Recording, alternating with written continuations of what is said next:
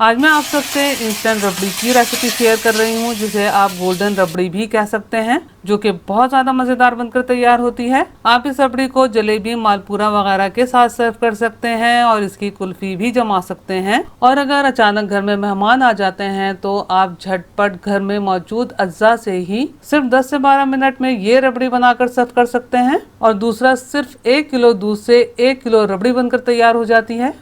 बिस्मिल्लाहिर्रहमानिर्रहीम। अस्सलामुअलैकुम फ्रेंड्स, उम्मीद है आप सब खैरियत से होंगे। पैन में मैंने 1 लीटर दूध शामिल किया है, जो कि फुल क्रीम मिल्क है। मैं ये डेयरी मिल्क इस्तेमाल कर रही हूँ, आप टाटा पैक मिल्क का भी इस्तेमाल कर सकते हैं।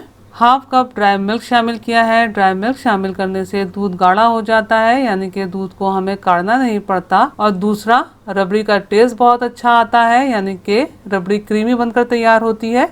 मिल्क पाउडर को मुकम्मल तौर पर दूध में मिक्स कर लेना है। अब मीडियम टू लो फ्लेम पर दूध को पकने देते हैं और इतनी देर में हम दूसरी तैयारी कर लेते हैं। आप रबड़ी बनाने के लिए कोई भी वाइट ब्रेड इस्तेमाल कर सकते हैं, लेकिन बहुत बेहतर है कि मिल्की ब्रेड का इस्तेमाल किया जाए।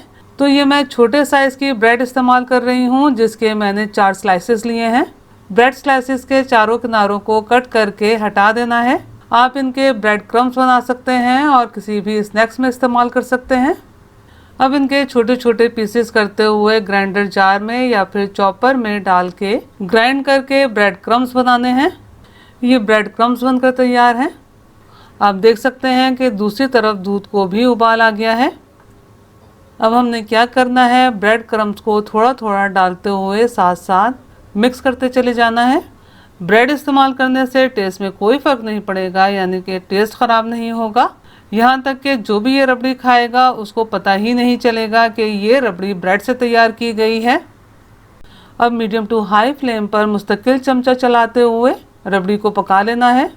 मीडियम टू हाई फ्लेम पर 2 मिनट पका लिया है। आप देख सकते हैं कि रबड़ी काफ़ी गाढ़ी हो गई है। अब फ्लेम को लो कर देना है और आपने इस बात का ख्याल करना है कि ब्रेड शामिल कर लेने के बाद 2 मिनट से ज्यादा मीडियम टू हाई फ्लेम पर नहीं पकाना, क्योंकि जब ये रबड़ी ठंडी होगी तो गाढ़ी हो जाएगी। अगर इस पॉइंट पर आपने बहुत ज्यादा गाढ़ा कर दिया तो ठंडी होने के बाद रबड़ी बिल्कुल जम सी जाएगी, यानी कि फ्लोइंग कंसिस्टेंसी बनकर तैयार नहीं होगी। अब इसमें चीनी वगैरह शामिल कर लेते हैं। ये मैंने 6 टेबल स्पून चीनी ली है। मैं 6 टेबल स्पून चीनी का इस्तेमाल कर रही हूँ। अगर आप चाहें तो अपने टेस्ट के हिसाब से चीनी कम या ज्यादा शामिल कर सकते हैं। अभी फिलहाल मैंने 3 टेबल स्पून चीनी शामिल की है। 3 टेबल स्पून चीनी का इस्तेमाल बाद में करेंगे। जैसा कि आप भी जानते हैं कि मिल्क पाउडर में अच्छी खासी मिठास मौजूद होती है। अगर आप मिल्क पाउडर शामिल नहीं करना चाह रहे तो 8 टेबल स्पून या हस्बे जायका चीनी शामिल कीजिएगा। और दूसरा, 4 ब्रेड स्लाइसेस के बजाय 5 स्लाइसेस शामिल कीजिएगा।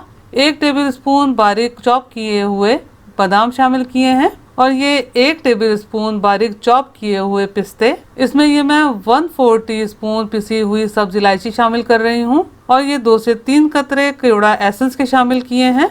अगर आप रबड़ी का फ्लेवर मिल्की कैरमल रखना चाहते हैं तो फिर केवड़ा एसेंस को और इलायची पाउडर को स्किप भी कर सकते हैं।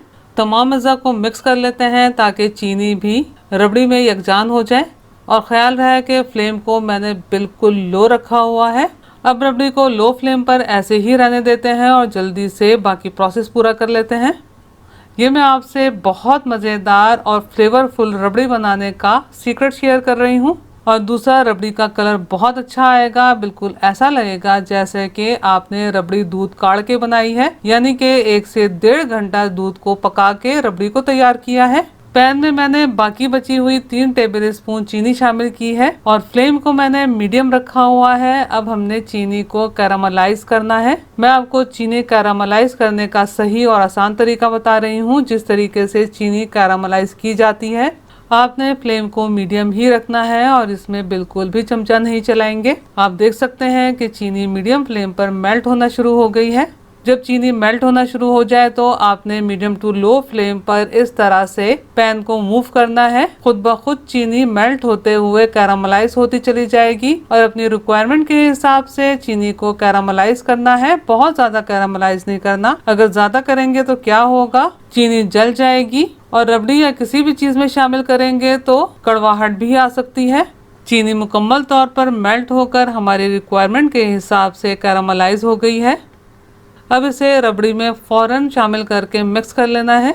अब लो फ्लेम पर तकरीबन 1 मिनट चमचा चलाते हुए पका लेना है ताकि कैरामलाइज शुगर रबड़ी में यकजान हो जाए।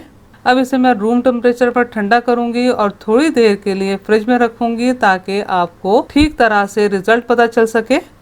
फ्रिज में ठंडा होने के बाद आप रबड़ी की कंसिस्टेंसी देख सकते हैं कि कितनी परफेक्ट कंसिस्टेंसी के साथ ये रबड़ी बनकर तैयार हुई है। आप यकीन जानिए ये रबड़ी बहुत ज़्यादा मज़ेदार बनकर तैयार होती है। आप ये रबड़ी जब चाहे बना सकते हैं, चाहे रमज़ान हो, ईद हो या कोई और त्यौहार हो या फिर रेगुलर डेज हो। आप ये मेरी रेसिपी ज़रूर ट्राई कीजिएगा और कमेंट्स करके ज़रूर बताइएगा कि आपको मेरी ये रेसिपी कैसी लगी। अगर आपको मेरा काम थोड़ा सा भी पसंद आया हो तो लाइक कीजिए, अपने दोस्त अहबाब में शेयर कीजिए, चैनल को सब्सक्राइब करना और बेल बटन को क्लिक करना बिल्कुल भी मत भूलिएगा। अल्लाह हम सब का दस्तरख्वान हलाल रिस्क से वसी तर फरमाए, आमीन। मुझे और मेरी फैमिली को भी अपनी दुआओं में याद रखिएगा। अपना बहुत ख्याल रखिएगा। अगली रेसिपी की वीडियो तक के लिए अल्लाह हाफिज़।